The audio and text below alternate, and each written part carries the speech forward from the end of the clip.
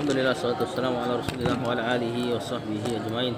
Asyhadu an la ilaha illallah wahdahu la syarika lahu wa asyhadu anna Muhammadan abduhu wa rasuluh. Allahumma inna nas'aluka ilman nafi'ah wa na'udzubika min ilmin la yanfa'. Baik, kita di poin adabul haji wal umrah. Kan? Di poin pertama kemarin mempersiapkan haji dan umrah dengan taubat. Kemudian yang kedua sekarang raddul mazalimi, menahan kezaliman. Maksudnya tidak berbuat zalim.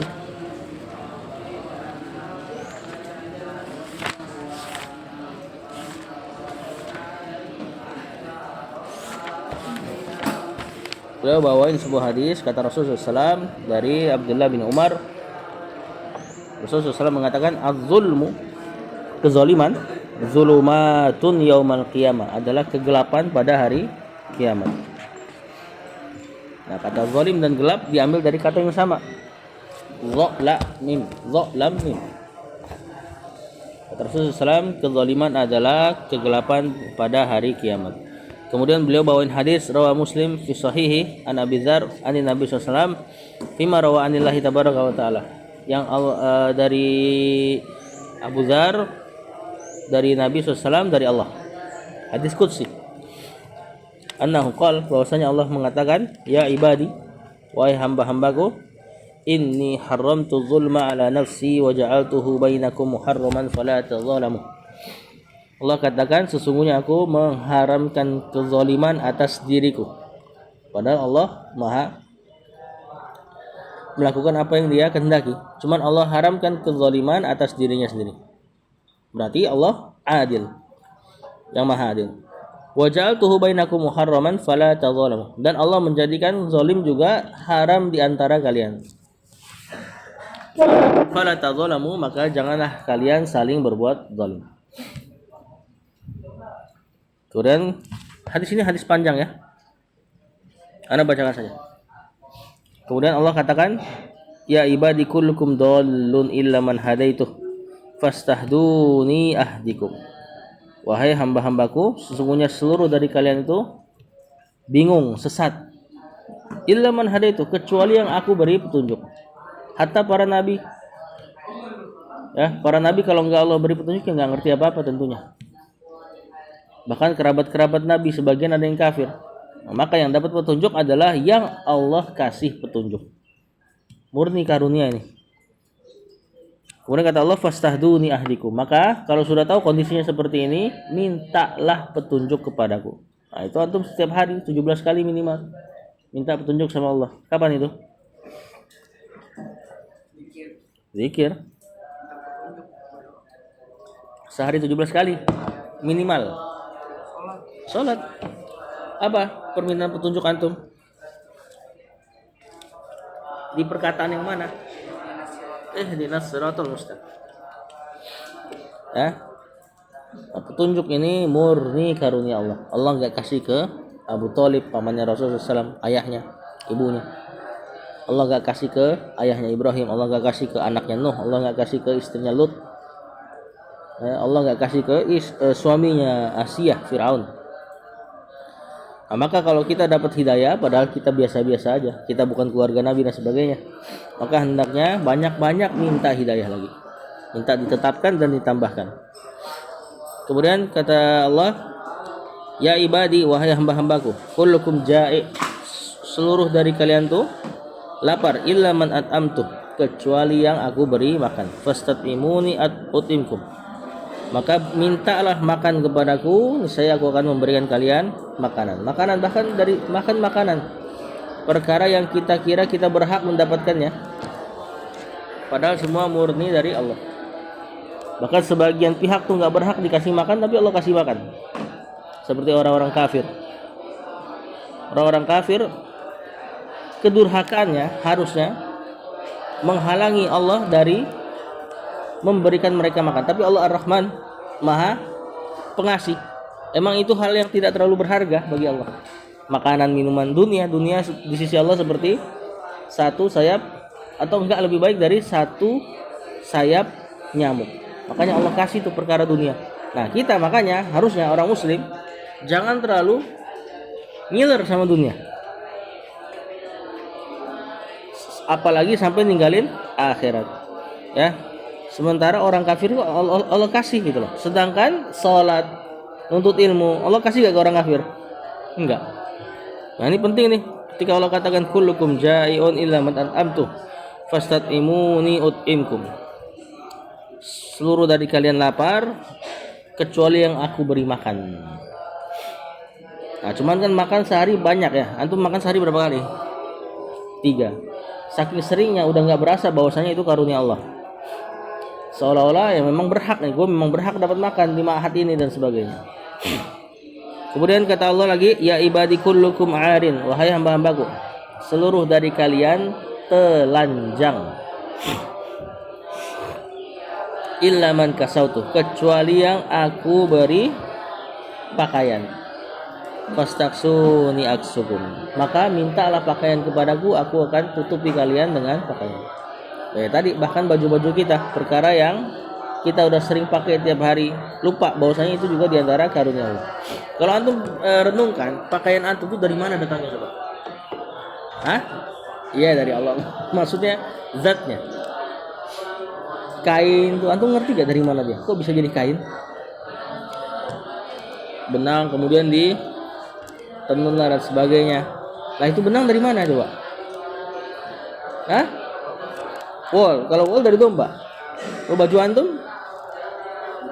Hah? Anda pun nggak tahu Allah. Tahu nggak antum? Nggak tahu kita. Cuman tahu-tahu udah jadi kita pakai. Nggak tahu kalau ditarik lagi ke depannya dari mana bahannya. Ya, wallahu alam.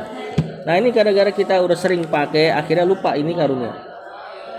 Dan hendaknya kalau orang yang ingat ini karunia Allah, maka harusnya dia ketika kalau tadi makanan dan minum, ketika makan baca zikir-zikir makan, ketika selesai bilang alhamdulillah atau doa yang lebih lengkap kemarin. Ya, begitupun pakaian, harusnya setiap pakai baca doa pakai pakaian. Apa itu? Apa doa pakai pakaian? Tidak.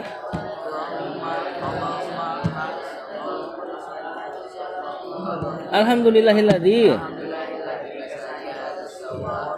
wa razaqanihi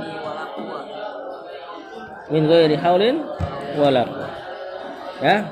Nah, itu direnungi tuh, segala puji bagi Allah yang memakaikanku pakaian ini.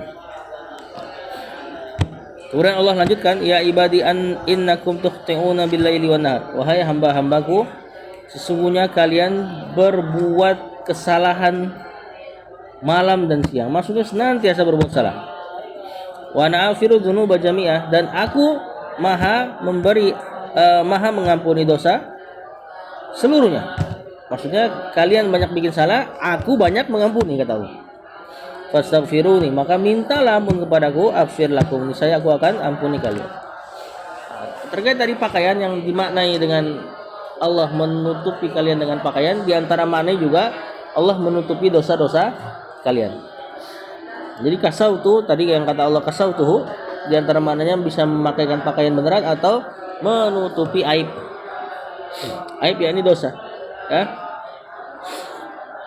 Kemudian setelah itu Allah katakan, ya ibadi innakum lan tablughu durri atau durri fatadurruni. Wahai hamba-hambaku, engkau tidak akan bisa melakukan kemudaratan yang dengannya aku termudarati. Maksudnya kemaksiatan kita atau kemaksiatan ahli maksiat yang paling besar maksiatnya itu tidak memudarati Allah sama sekali. Kemudian Allah katakan walan tablughu naf'i fatanfa'uni. Kalian juga nggak bisa kasih manfaat kepada Allah sama sekali. Maksudnya ibarat-ibarat antum tidak menambah kerajaan Allah, tidak menambah kekayaan Allah. Jadi sebenarnya ibadah kita buat siapa aslinya? Iya, manfaatnya buat kita sendiri. Begitupun dosa, balik mudaratnya kepada diri sendiri. Allah enggak termudarati dengan maksiatnya ahli maksiat, dan Allah tidak mendapatkan manfaat dari ketaatannya ahli ta'ah. Nah, ini penting nih. Kemudian kata Allah, Ya ibadi, wahai hamba-hambaku, lau anna awwalakum wa akhirakum. Lihat, perhatikan perkataan ini. Lau anna awwalakum wa akhirakum. Kalau orang pertama kalian dan yang paling terakhir dari kalian, dari jin dan manusia, yang pertama sampai yang nanti akan hidup di hari-hari akhir. Kalau orang-orang tersebut, jin dan manusia awalnya sampai akhirnya, nggak tahu sebanyak apa tuh. Jin wa insakum wa jinnakum, jin dan manusianya, kanu ala atqa qalbi rajulin wahidin minkum. Kalau mereka berada di atas hati yang paling bertakwa. Misalnya semua manusia dan jin dari awal sampai akhir level imannya kayak Muhammad SAW. Apa kata Allah? Ma zada dzalika min mulki syai'an. Hal itu tidak menambah kerajaanku sama sekali. Maksudnya sama aja. Ini luar biasa perkataan ini. Kalau seluruh manusia level imannya, bahkan bukan manusia, jin juga, yang awal pernah hidup sampai yang nanti akan hidup level imannya seperti Muhammad SAW, level tertinggi, maka nggak nambah kerajaan Allah sama sekali. Ya, contoh misalnya sholat aja deh, sholat. Ketika antum sholat id kan bisa di luar kan, benar nggak? Ketika antum sholat id, apakah langit Allah jadi nambah lebar, blok. Tentu nggak, gitu-gitu aja. Atau antum nggak sholat juga sama aja, kerajaan Allah tidak berkurang. Sebaliknya Allah katakan, ya ibadi law anna awalakum wa akhirakum wa insakum wa jinnakum kanu ala afjari qalbi rajulin wahidin ma naqasa dzalika min mulki syai'an. Kalau akhir kalian sampai yang awal kalian, manusia dan jinnya, semua berada di hati yang paling buruk, misal selevel iblis, hal tersebut tidak mengurangi kerajaan Allah sama sekali. Ya, intinya maksiatnya kembali kepada pelakunya masing-masing. Kemudian Allah katakan, ya ibadi law anna awwalakum wa akhirakum wa jinnakum wa insakum wa jinnakum qamu fi sa'idin wahidin fasaluni fa ataitu kulla insanin mas'alata ma naqasa dzalika min ma indi illa kama yanqusul mikhyatu idza udkhilal bahr. Perhatikan kata Allah, wahai hamba-hambaku, kalau orang paling awal kalian sampai terakhir kalian, jinnya dan manusianya, semua berkumpul di satu tempat, satu lapangan, lalu meminta kepadaku bersamaan dengan bahasa yang berbeda-beda, tentu antara kita dengan orang aja bahasanya berbeda-beda. Minta sama Allah nih. Jin juga punya berbahasa yang berbeda-beda. Jin sini ya bahasanya sini. Jin Arab bahasanya Arab dan seterusnya. Kalau mereka semua, seluruh makhluk ini minta satu waktu di satu tempat kepada Allah, fa ataitu kulla insanin mas'alat, maka aku bisa memberikan mereka masing-masing apa yang mereka minta. Allah nggak tersibukkan dengan perkataan yang banyak. Kalau kita mungkin sibuk, nggak bisa satu orang ustadz misal disetor sama dua santri udah bingung dia disetor bareng-bareng. Ya, Allah nggak seperti itu. Nah, ini diantara kesempurnaan sifat sama, sifat pendengaran Allah seperti ini. Nggak ada yang melampauinya dari makhluk. Dan hal tersebut kata Allah, seandainya mereka minta itu terus aku kasihin semua tanpa kesasar, apa yang Allah kasih tepat sesuai dengan yang diminta, hal tersebut tidak mengurangi kerajaan Allah kata dia, kecuali hanya sebatas mengurangi lautan yang diambil ciduk lautannya dengan jarum. Kira-kira begitu kurangnya kerajaan Allah. Kurang nggak lautan atau ambil pakai jarum? Tentu nggak berkurang. Kemudian terakhir Allah katakan, ya ibadi, wahai hamba-hambaku, innama hiya a'malukum, sesungguhnya hal tersebut adalah amalan-amalan kalian. Uhsiha lakum, ya, aku akan tunaikan buat kalian. Summa wafikum iyaha, kemudian kalian akan dibalas dengan sempurna. Bukan buatku tadi, amalan buruk, amalan baik bukan buatku, tapi buat kalian. Faman wajada khairan falyahmadillah, barang siapa mendapati nanti di hari kiamat kebaikan atas amalan-amalannya, falyahmadillah, maka pujilah Allah. Kenapa? Karena kalau seseorang dapat kebaikan di hari akhir, itu bukan hitung-hitungan adil dari Allah, tapi hitung-hitungan rahmat. Misalnya nih, antum dapat, tahu-tahu nanti di hari kiamat dapat nikmat kubur, masuk surga. Itu bukan Allah adil loh, tapi itu Allah mengkaruniai antum. Maksudnya apa? Amalan antum seharusnya nggak bisa beli itu. amalan-amalan soleh antum harusnya nggak bisa beli surga, nggak bisa beli nikmat kubur. Kalau Allah pakai hitung-hitungan adil, harusnya semua manusia masuk neraka. Karena nggak ada yang kita lakukan kecuali sedikit, sedangkan yang Allah kasih banyak. Misal, antum dijanjikan sholat subuh atau sholat sunnah subuh 2 rakaat, dijanjikan apa? Rakaatul fajri khairun minat dunya wa ma fiha. 2 rakaat sholat sunnah fajar lebih baik dari dunia dan isinya. Antum bayangin, dolok buat antum cuma gara-gara antum kerja sebentar. Berapa menit sholat sunnah? Kan 3 menit. Dapat dunia dan seisinya. Ini harga yang terlalu jomplang. Paham nggak? Makanya ada hadis Rasulullah SAW katakan, orang itu masuk surga karena rahmat Allah, karena benar-benar Allah baik aja. Tapi tentu rahmat Allah turun gara-gara amal soleh. Jangan bilang kita kan masuk surga karena rahmat Allah.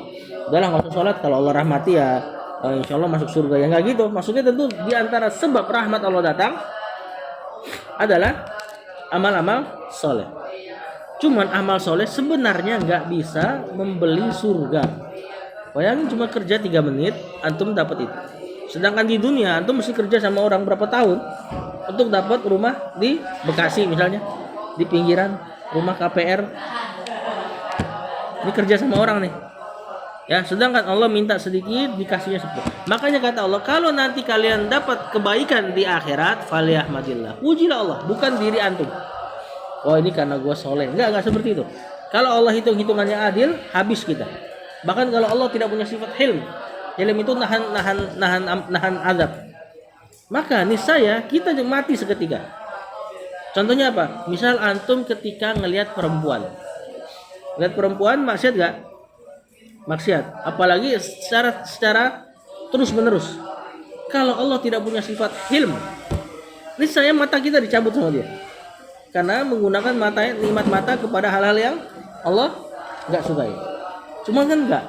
Allah ulur, disuruh tobat dan sebagainya. Orang yang zina, mudah sekali Allah cabut saat dia berzina. Cuman enggak. Kan? Orang zina antum bayangin, dia zina di hotel misalnya. Tutup pintu, tutup jendela, matikan lampu. Kan? Masih Allah juga yang kirimin oksigen biar dia bisa bernapas ke dalam. Ditutup tuh semua, Allah yang kasih oksigen terus. Padahal Allah berhak misalnya tarik aja oksigennya biar ngap dalam. Benar gak? Aja seperti inilah. Ya, karunia-Nya Allah. Maka tatkala misalnya seseorang dapat kenikmatan di akhirat, maka ketahuilah itu karunia dari Allah. Kalau Allah berbuat adil saja, nggak ada yang masuk surga. Ya, apalagi orang yang maksiat. Kalau misalnya Allah berbuat adil, orang yang soleh aja masuk neraka pasti. Apalagi yang orang ahlul maksiat, lebih dalam nerakanya. Nah makanya seseorang yang masuk neraka itu muamalah Allah pada dia dengan sifat adil, bukan zalim. Jadi gini, Allah masukkan seseorang ke surga karena sifat fadl. Fadl itu karunia, rahmat. Emang ngasih lebih gitu loh. Seseorang masuk neraka karena sifat apa? Adil. Paham saudara-saudara? Kaki siapa nih? Paham? Masuk surga karena sifat? Sifat Allah. Masuk surga karena apa? Rahmat aja sebenarnya. Seseorang masuk neraka karena? Karena Allah zalim. Tentu enggak. Adil. Jadi orang masuk neraka karena keadilan Allah. Allah hitung mereka melakukan dosa, Allah kasih azabnya sesuai dengan hitungannya. Makanya dosa, seorang hamba melakukan dosa, berapa hitungan dosa yang dia dapat? 1. Pahala 10 minimal. 10 sampai berapa? Maksimalnya 700 kali lipat. Sampai bahkan enggak terhingga. Ada beberapa pahala yang Allah udah enggak pakai hitung-hitungan, seperti puasa. Itu udah enggak pakai hitung-hitungan, berarti bisa di atas 700. Nah, inilah maksudnya nih. Antum kerja sekali dibayar 700 hari. Bos antum adil apa rahmat? Misalnya kalau kita suruh makan per manusia, sebagai pendekatan makna aja. Tentu bos antum rahmat. Antum kerja sebulan gaji 30 juta misal, gak ada yang masuk. Gak ada yang masuk sama sekali sebulan. Bos antum potong gaji antum 30 juta, persis gak dilebihin. Adil apa rahmat? Adil. Nah itulah contoh sebab orang masuk neraka karena keadilan Allah. Ya. Nah makanya di sini kata Allah, jika kalian mendapati kebaikan maka pujilah Allah. Wa man wajada ghaira dzalik, barang siapa yang tidak mendapati barang siapa yang mendapati selain itu, ya ini selain kebaikan berarti keburukan, dapat sisa kubur, fala yalumanna ila nafs, maka jangan cela kecuali dirinya sendiri. Ya maksudnya salah antum sendiri ibaratnya kalau masuk neraka. Dan kalau kita renungi ya, antum lihat syariat ini secara global, harusnya orang tuh susah masuk neraka. Tadi dosa dihitung 1, pahala dihitung 10 minimal.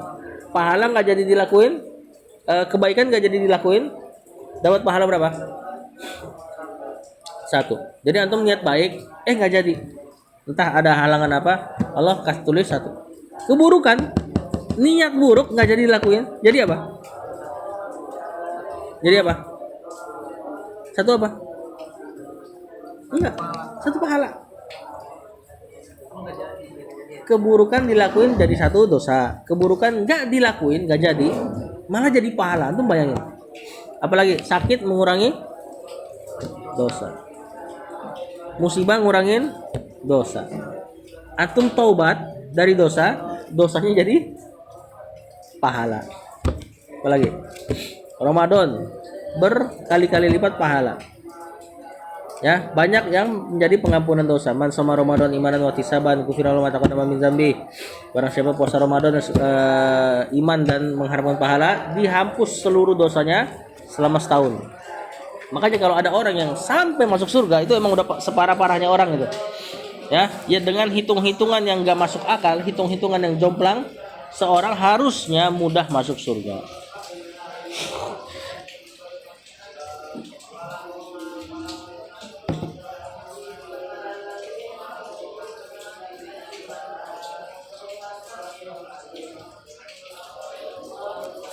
Nah, di sini ada tambahan kata penulis, dan adalah Said berkata Said apa nih? Said Al-Khudri ya.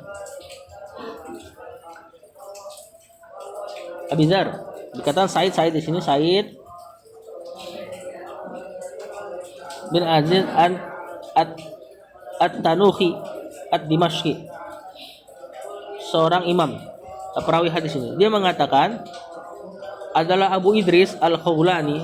Abu Idris Al-Khawlani di sini adalah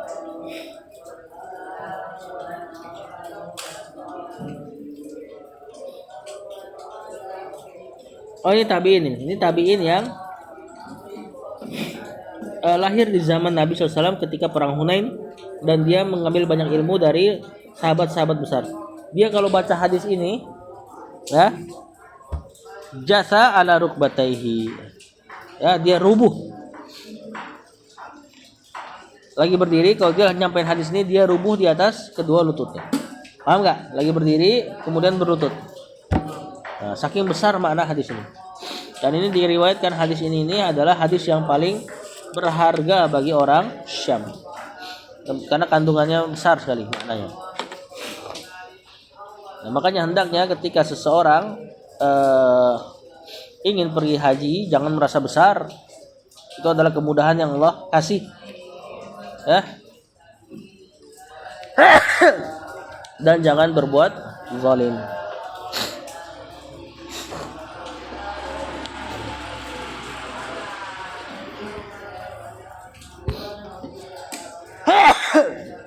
Alhamdulillah.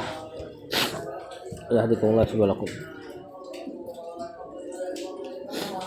Di sini menahan kezaliman, ya, ini ketika pergi haji.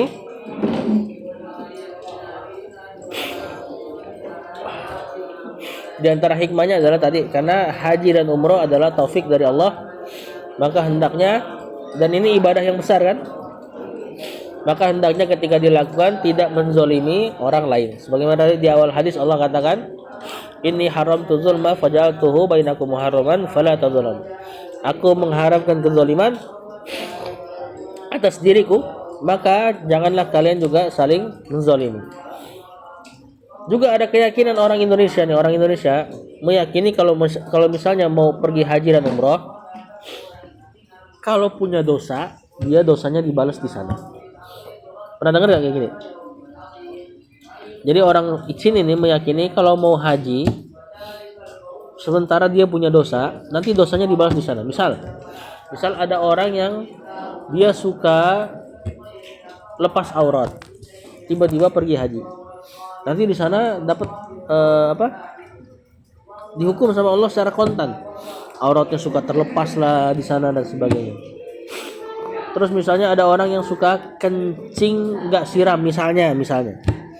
Nanti di sana di tanah suci dia akan dapati WC-nya tuh bau pesing mulu. Padahal bersih, orang lain nggak. Ini keyakinan yang diyakini orang sini.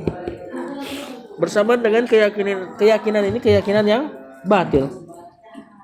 Gara-gara keyakinan ini orang jarang atau orang sering takut pergi haji. Padahal punya duit.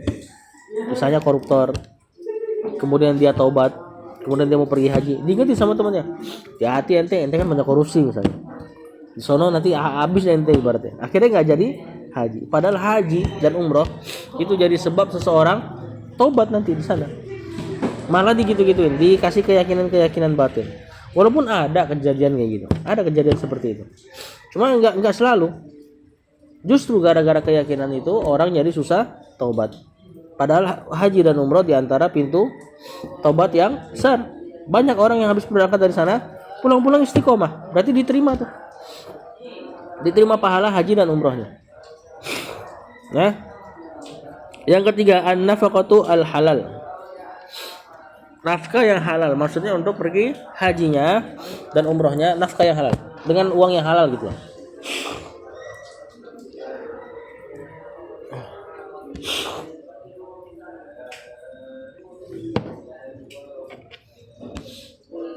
Nah, ini udah jelaskan hadisnya dari Abu Hurairah.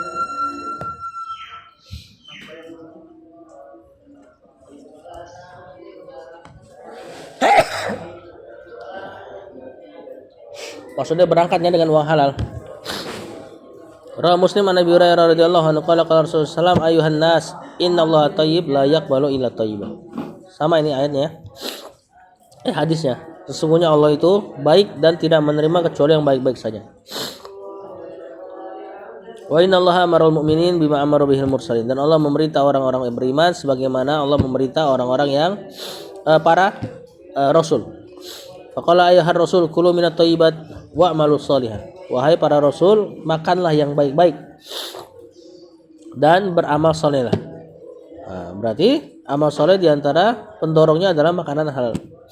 Allah juga katakan ya ayyuhalladzina amanu, wahai orang-orang yang beriman. Sekarang panggilannya untuk beriman, tadi para rasul.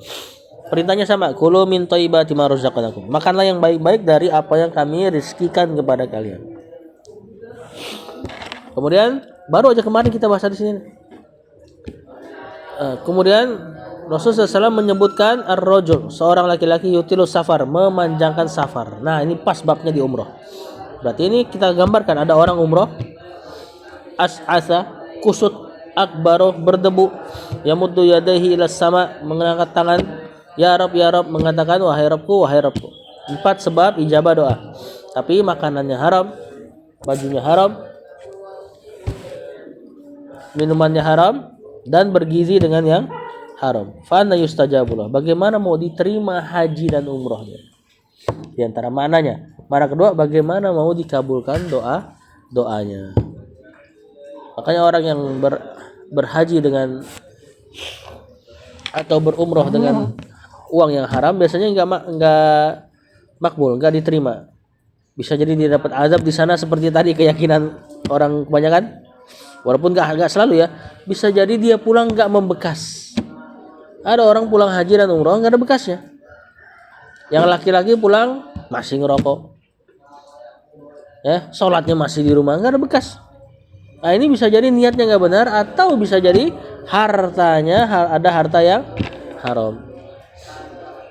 Ibu-ibunya pulang dari umroh masih nggak pakai kerudung. Yang dia cari apa? Yang penting saya dipanggil Bu Haji. Nah ini ada niat nggak baik ini berarti. Atau bisa jadi hartanya harta yang haram. Bahaya ini. Ya. Sementara secara sejarahnya, atau tahu sejarahnya, istilah haji itu siapa yang ngasih? Pak Haji. Allah, mana ada istilah haji. Jadi orang pergi haji pulang dipanggil Pak Haji. Apa Anda minta air lagi dong? Iya, siapa secara spesifik siapa? Ini cuma ada di Indonesia loh. Orang Malaysia pergi haji nggak disebut Pak Haji. Hah?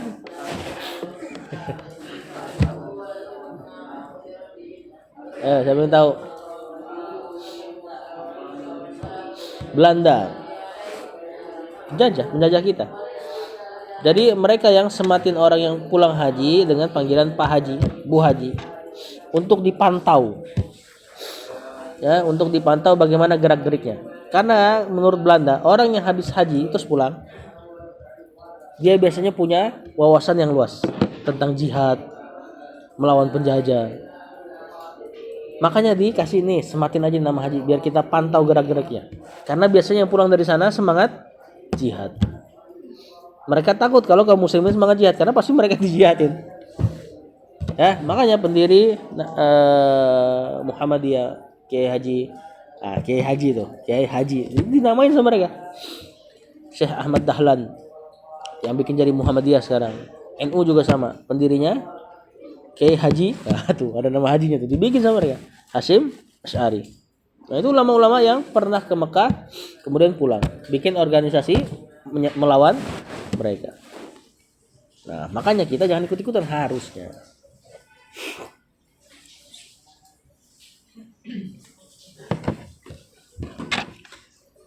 Nah, khawatirnya orang-orang yang haji atau umroh dalam rangka ingin dibilang haji atau umroh, tapi ada nggak Pak umroh? Pak umroh nggak ada kan? Kok bisa haji ada? Nah, khawatirnya nggak makbul, tidak diterima pahalanya, dan diantara sebabnya uang yang haram. Tadi kata Rasulullah SAW, fa'anna yustajabul. Gimana mau diijabah doanya? Gimana mau diijabah amal solehnya?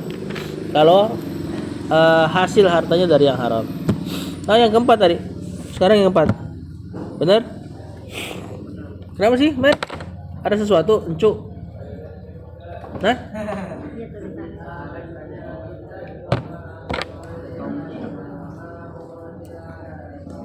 Yang keempat, nah ini yang baru dibahas, al-ikhlasu fil haji. Ikhlas dalam berhaji. Istidadan wa tajahuzan wa adaan. Ya, intinya ikhlas dalam berhaji. Fi sahihain an Umar bin Khattab radhiyallahu anhu, ini hadis yang antum sudah hafal.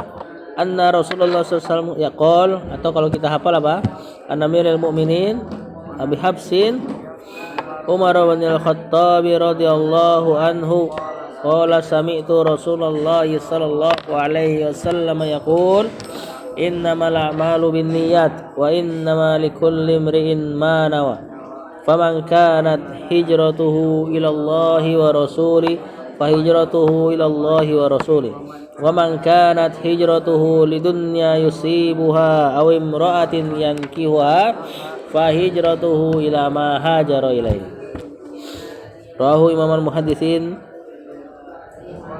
Abi Abdullah Muhammad bin Ismail. Dihafal gak? Iya. Kalau kelas yang lalu dihafal itu. Ya, dan seterusnya. Apa artinya sih? Kata Rasulullah SAW, innamal a'malu binniyat. Sesungguhnya amal itu diterima atau tidaknya tergantung dengan niatnya. Wa innamal likulli imri'in ma nawa. Dan sungguh setiap orang itu dibalas hanyalah sesuai dengan apa yang ia niatkan. Jadi balasan Allah kepada antum sesuai dengan niat antum ketika beribadah. Di sini haji dan umrah. Di sini niatnya kita spesifikin ke haji dan umrah. Tatkala orang berangkat haji, kalau niatnya ingin dapat gelar, maka dia seperti perkataan Rasulullah SAW setelahnya nih. Faman kanat hijratuhu ila Allah wa rasulih. Barang ini beliau pakai contoh hijrah. Barang siapa hijrahnya untuk Allah dan Rasul. Atau kalau kita pakai spesifikin bab kita, barang siapa haji dan umrohnya untuk Allah dan Rasul, fa hijratuhum ila ilallahi wa rasul. Maka hijrahnya untuk Allah dan Rasulnya. Berarti maka haji dan umrohnya memang untuk Allah dan Rasulnya. Maksudnya dia akan temukan atau temui Allah dan Rasulnya dalam keadaan Allah ridho. Diterima maksudnya. Barang siapa yang niatnya untuk Allah, maka Allah akan terima gitu loh. Wa man kanat hijratuhu lidunya yusibuha. Barang siapa hijrahnya untuk dunia yang ia ingin dapatkan. Aw imra'atin yang kiha, atau untuk perempuan yang dia ingin nikahkan. Kita spesifikin ke bab kita. Barang siapa haji dan umrohnya untuk dapat dunia. Haji biar kaya. Haji datang enggak menyebabkan kekayaan enggak? Iya. Rasulullah SAW katakan. Cuma kalau murni untuk itu khawatir enggak ikhlas nanti. Aw imra'atin yang kiha, atau dia haji dan umroh supaya disenangi perempuan. Wah, kalau udah punya label haji nih, anak muda kan, masih muda 20 tahun label punya gelar haji, gampang nih nyari cewek kata dia gitu misalnya. Kata Rasulullah apa? Fa hijratuhu ila ma hajara ilaih. Maka hijrahnya sebatas kepada apa yang ia niatkan. Berarti kalau kita spesifikin ke bab kita, maka haji dan umrohnya kalau dia niatnya itu Allah kasih. Allah kasih. Tapi tidak dapat pahala. Ya, barang siapa niatnya buruk dalam ibadah, Allah dikasih antum. Cuman pahalanya nol. Berarti siap-siap masuk neraka nanti. Ya, karena tidak ikhlas. Jadi tidak ikhlas itu bukan berarti enggak dapat apa-apa ya. Antum beramal soleh untuk dunia, Allah kasih dunianya, cuman akhiratnya tidak dapat. Sampai-sampai Rasul katakan fa hijratuhu ila ma hajara ilaih. Maka hijrahnya sebatas kepada apa dia hijrah. Rasul enggak sebutin loh. Padahal tadi kalau ke Allah dan Rasulnya, kata Allah Rasul apa? Fa hijratuhu ilallahi wa rasulih. Diulang kan? Giliran hal yang buruk, fa man kanat hijratuhu lidunya yusibuha am imra'atin yankiha. Rasul bilangnya fa hijratuhu ila ma hajara ilaih. Rasul enggak bilang fa hijratuhu ila dunya yusibuha am imra'atin yankiha. Enggak diulang 2 kali. Karena saking tercelanya, saking buruknya perkara ini sampai Rasul enggak mau ucapin 2 kali. Ya ini ibadah untuk dunia. Nah, maka tadi contohnya ya, pergi haji hanya untuk mencari gelar. Akan pulang dia dengan gelarnya. Allah akan kasih. Cuman tidak makbul, tidak berbekas nanti.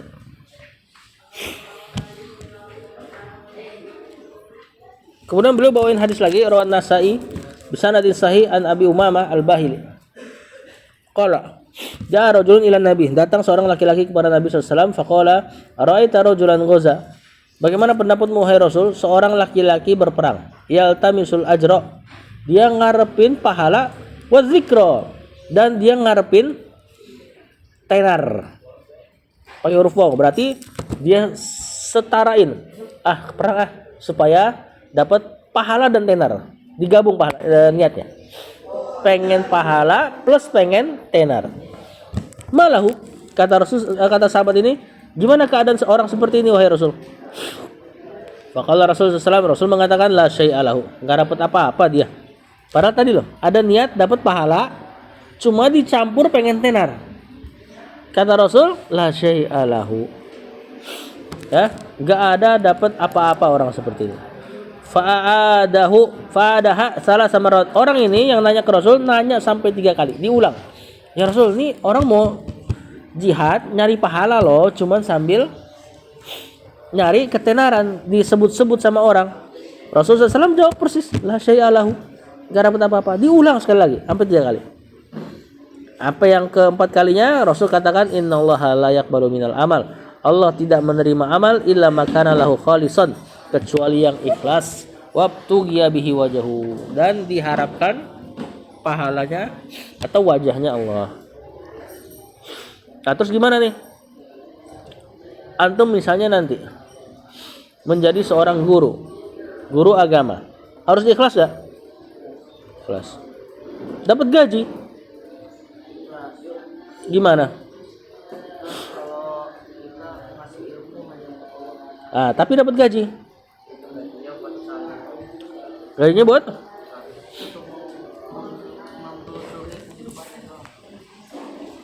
Terus gimana cara ikhlasnya? Ikhlasnya antum tetap mengajar untuk Allah dalam rangka mengangkat kebodohan kaum muslimin. Gajinya nggak usah dipikirin, paham nggak? Tapi kalau datang ya udah ambil. Apalagi misalnya antum pakai sistem gaji. Kalau gaji kan berarti akad. Nah, di antara ibadah adalah menunaikan akad. Nah, berarti itu ibadah juga. Atau misalnya antum mengajar di satu tempat bukan pakai sistem gaji. Antum diminta, Ustaz ngajar di kampung kami sehari saja. Berarti antum dakwah pedalaman nih. Nah, saat itu harapkan pahala. Murni berangkat dengan duit sendiri dan sebagainya. Nanti di sana ternyata dikasih singkong. Kan di kampung. Ayam hidup. Ayam kampung. Terima gak?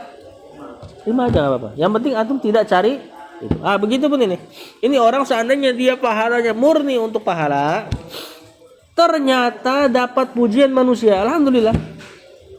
Yang penting itu pujian, jangan dicari. Paham?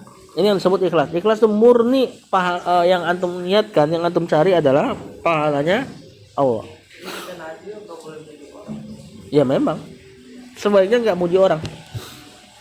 Apalagi pada perkara akhirat. Cuma kalau antum dipuji, itu kabar gembira buat antum. Di hadis lain Rasulullah SAW katakan, ada seseorang yang dipuji karena kebaikannya. Rasulullah SAW katakan itu adalah kabar gembira yang Allah segerakan untuk dia. Di sisi lain, antum jangan gampang muji orang, paham nggak? Terkait akhirat. Nanti kalau dia senang, khawatir batal pahalanya. Misalnya antum, Masya Allah, Umar ngantuk-ngantuk pagi-pagi pasti habis sholat malam misalnya. Ternyata benar dia habis sholat malam. Terus dia bilang, enggak, biasa aja. Yang kayak gitu misalnya. Cuma 11 rakaat kok bilang gitu kan. Akhirnya senang dia. Nah, kalau antum posisinya dipuji, ya, buru-buru main hati antum. Jangan sampai terpukau dengan pujian manusia. Dan anggap itu kabar gembira yang Allah segerakan. Ya, seperti beberapa dai kita dengar, misalnya dapat pujian dari masyaikh atau bahkan dapat mimpi ketemu Rasulullah SAW. Nah, ini dianggap kabar gembira yang Allah segerakan. Tapi ingat ya, terkait masalah mimpi nanti ada pembahasannya. Bisa nggak Rasul datang lihat mimpi? Bisa. Dan kalau memang ciri-ciri sesuai dengan Rasul, maka itu benar-benar Rasul. Bukan berarti rohnya datang ke antum. Ini kabar gembira yang Allah segerakan kepada antum. Setan nggak bisa mengikuti fisik Rasul. Tapi ingat, setan bisa ngaku-ngaku Rasul. Nah, gimana cara kita tahu? Misalnya datang mimpi Rasul SAW kepada kita. Kita harus tahu ciri-ciri beliau. Misalnya datang mimpi kakek-kakek rambut putih pakai tongkat mengatakan, aku adalah Muhammad. Kamu adalah pengikutku. Mulai sekarang kamu gak usah sholat lagi. Kata misalnya gitu dalam mimpi. Nah, ini batil. Nah, harus tahu bagaimana fisik Rasulullah SAW. Gimana fisiknya? Secara umum. Jenggotnya sampai dada. Matanya hitamnya sangat hitam, putihnya sangat putih. Apalagi? Enggak, beliau enggak tinggi. Beliau standar.